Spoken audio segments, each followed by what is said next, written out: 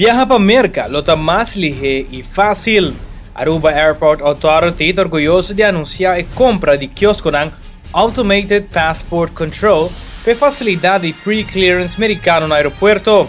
Encargado de Vancouver Airport Authority, Border Express e quiosco ng APC, lo dramaticamente mejorar o processo de doana para uma clearance na passageiro não viajando para merca desde o começo de dezembro de 2014. Com a introdução de quiosco ng APC no aeroporto de Aruba, a quantidade de rato que o passageiro não viajando merca meste guarda por guarda reduzir significantemente comparado com o processo de inspeção inicial de Customs and Border Protection americano. O gasto não operacional baja e a experiência de doana para passageiro não viajando para merca lo melhorar.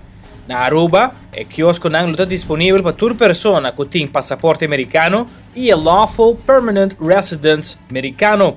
Também passageiro não com passaporte canadense e todo viajero que tem Visa Waiver Electronic System for Travel Authorization. Esta por 38 países que não requer visa para entrada.